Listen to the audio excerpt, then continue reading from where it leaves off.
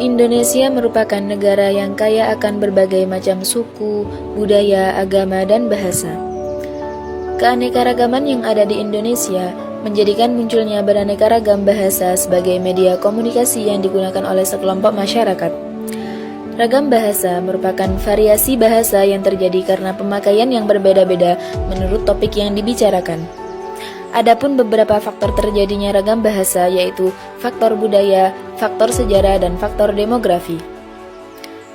Ragam bahasa berdasarkan media terbagi menjadi dua, yaitu ragam lisan dan ragam tulis.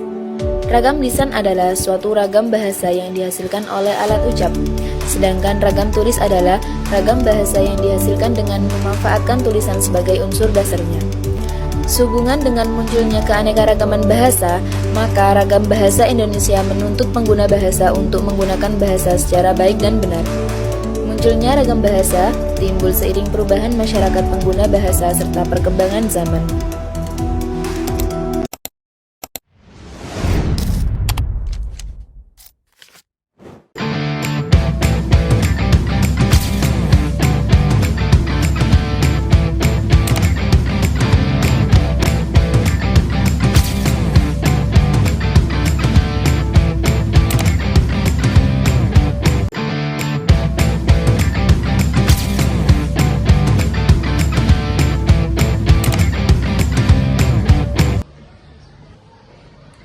Guys, tahu nggak tugas bahasa Indonesia? Kita disuruh buat video loh. Terus katanya harus teraplikasi mulai dari bab 1 sampai dengan bab 5. Iya lagi, tapi kayaknya ribet deh. Soalnya gua aja nggak ngerti perbedaan ragam bahasa resmi sama yang nggak resmi. Gila, nanti kalau ngomong di depan dosen jangan pakai kata gue ya. Ah, santai aja kali Din. Ibu Sita orangnya baik kok. Gak mungkin dia marah cuma karena kita ngomong gue doang. Tapi hati-hati loh, hal kecil, hal sepele bisa dianggap gak sopan kalau kita salah tempat. Dalam situasi seperti ini mereka menggunakan ragam bahasa tidak resmi. Tapi apa yang terjadi jika bahasa ini terbawa sampai ke situasi formal? Assalamualaikum. Waalaikumsalam.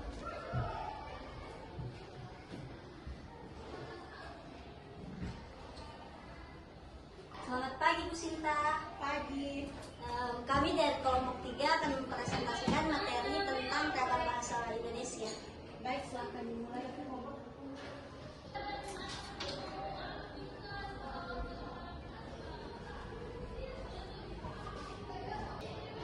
Nah, jadi guys, di sini saya akan menjelaskan soal macam-macam ragam bahasa. Bahasa itu macam-macam sih. Ada yang formal Kan dan gue juga gunakan bahasa konteks ya. Ini kondisi formal digunakan bahasa Indonesia yang baik dan benar. oh iya, maaf Bu. Maksud saya, di sini saya akan menjelaskan tentang ragam bahasa Indonesia yang meliputi bahasa formal dan juga non formal. Bagus, lanjutkan. Ingat, bahasa adalah cerminan dari sikap kita. Nah, Rani baru saja belajar bahwa bahasa yang digunakan di tempat resmi harus disesuaikan dengan situasi dan dengan lawan bicara. Duh, tadi aku malu banget, padahal cuma ngomong guys doang. Aku juga deg-degan, kirain Bu Sinta bakalan marah. Nggak apa-apa, Karin. Kan yang penting kamu belajar. Ragam bahasa kan memang harus sesuai konteks. Nah, betul. Kita di kantin boleh bahasa santai, tapi kalau di kelas itu kita tuh harus menggunakan bahasa resmi. Itu namanya kita menghargai ragam bahasa. Oh, jadi kalau aku ngomong sama dosen harus kayak kamu ya, Din? Iya, cukup sopan dan sesuai aja aja.